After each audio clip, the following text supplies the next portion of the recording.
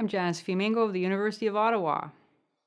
My theme today is feminist rule on the University of Toronto campus, which was clearly demonstrated this past week when the Canadian Association for Equality, CAFE for short, was forced to move a scheduled talk by American journalist Cathy Young off campus.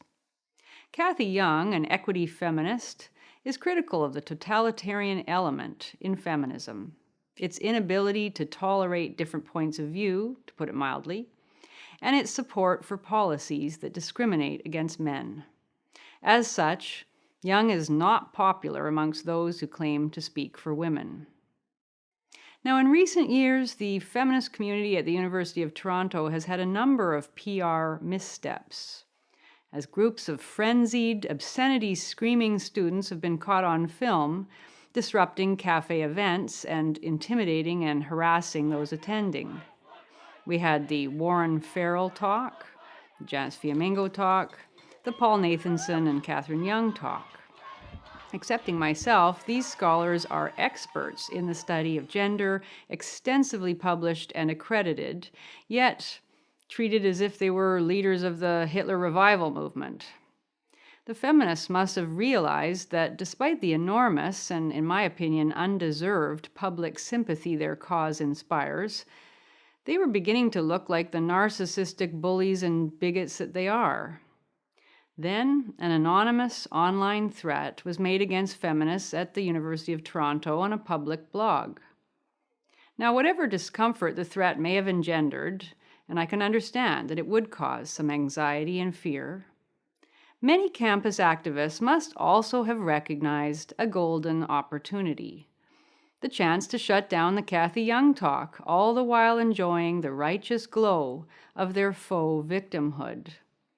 So they went into action right away, organizing a mass rally of students, professors, local politicians, and union members in order to declare that the University of Toronto is a feminist campus where the supposedly rampant misogyny of some backwards types, those who care about men's human rights, must be stamped out once and for all.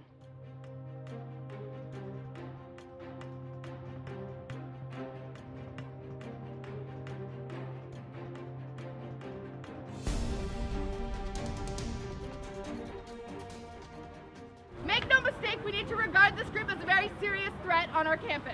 We just want everyone to know that we'll be here every fucking time they do an event!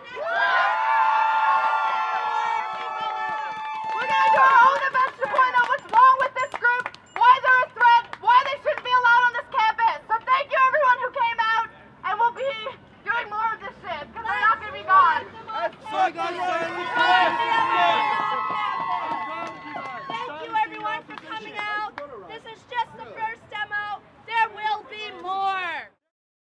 It was a win for the feminists, with the upshot being that male and female students who are interested in hearing Cathy Young speak on campus, which is precisely where talks like Young's should be held, will have to go off campus to hear her. Now, how exactly that diminishes the fear and tension supposedly generated by Young's views isn't clear to me, but it takes the problem out of the lap of the pusillanimous University of Toronto administration, and it showcases the might of the feministes.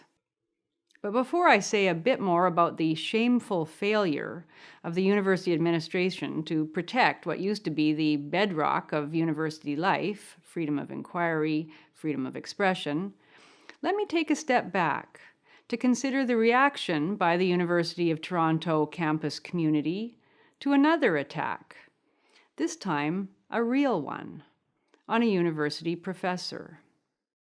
Just a year ago, in September of 2014, a professor of mathematics named Sean Upall was attacked with a knife by one of his students, receiving injuries to wrists, thighs, and face, requiring hospitalization. Now, I didn't hear about this attack at the time, and I'm guessing you may not have either, because the coverage was very low-key and the university response was muted. There were no public statements, no mass outrage, and no rallies. In fact, reading the news reports, one has to be alert to figure out that the person who attacked the professor was female, a student named Xiaoyu Zhu from China. The headline in the CBC News report mentions only that a gender-neutral math student attacked a gender-neutral professor with a knife.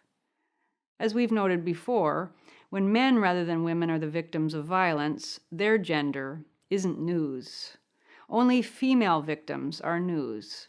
And the only time femaleness is not news is when the woman is the perpetrator of the violence, as in this case. Never once in the article about the attack do the words female or woman appear at all. Only the pesky pronouns give away the game when we're told that the accused is a 21-year-old international student who is believed to be in her second year. It seems that this student had developed an obsession with her professor after some kind of misunderstanding, and she began sending him anonymous emails that were troubling enough to cause him to alert the university administration and campus police in the days before she attacked him. The precise motive for the assault was never revealed.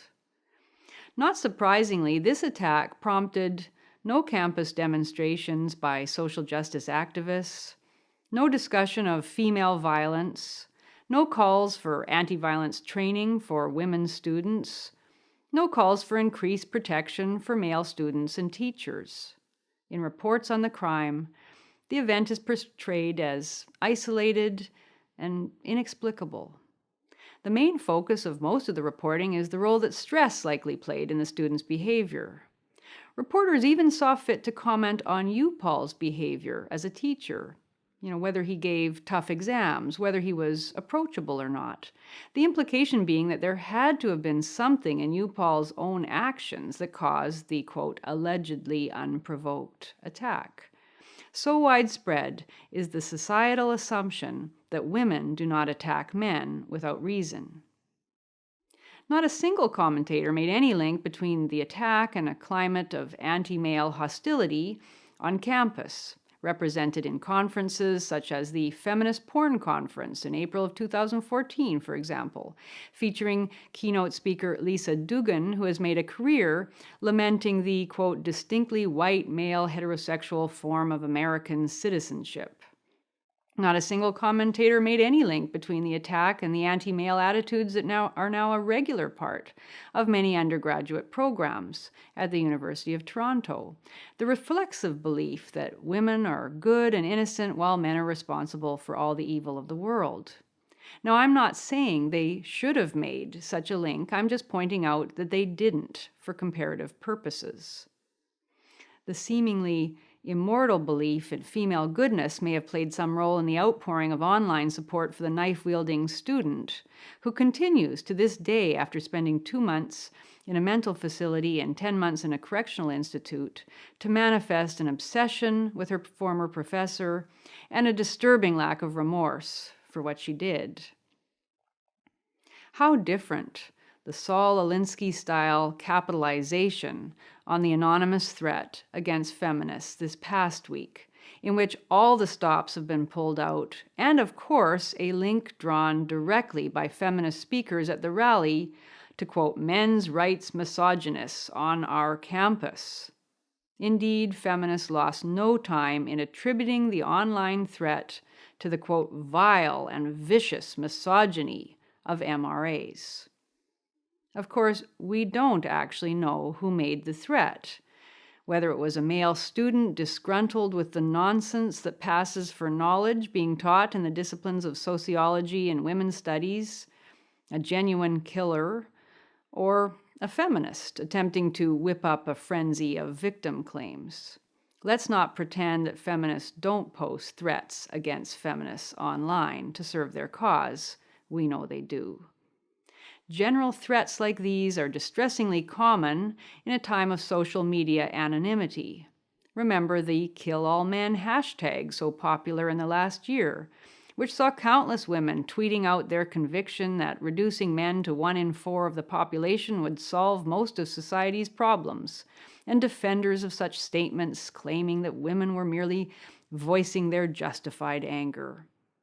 about kill all men's happy contemplation of violence against men, nobody in any position of power took the threats seriously. As Salon magazine sagely opined, nobody really thinks a hashtag is a serious call to genocide. Unless, of course, the hashtag targets women rather than men. In the case of the Post calling on students to shoot up feminist professors, the police stated that they failed to find a credible threat. But nonetheless, security on the University of Toronto campus was stepped up, as it should have been. And in a sane world, that's all that could have been expected.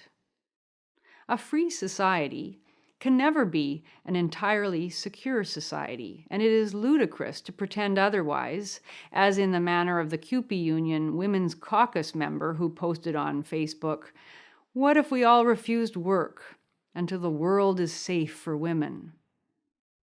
Well, what if we all refused work until the world is safe for men? Either way, nobody would be working anytime soon. Though if it comes to numbers, men are far more often the victims of violence than women. Regardless, as we have seen, feminists went into an orgy of outrage and defiance over violence against women, conveniently forgetting, if they had ever known, the actual violence Professor Sean Upall experienced this time last year. And the University of Toronto administration didn't have the integrity to make clear a commitment to securing the campus for all so that Cathy Young's talk could go ahead in an atmosphere befitting a university. That's what should have happened. A call for sanity, a secure room provided where people would be invited to listen to Cathy Young and discuss her ideas, with the histrionics left for political rallies or the nursery room. Yes, it seems the University of Toronto is indeed a feminist campus, and we're all the poorer for it.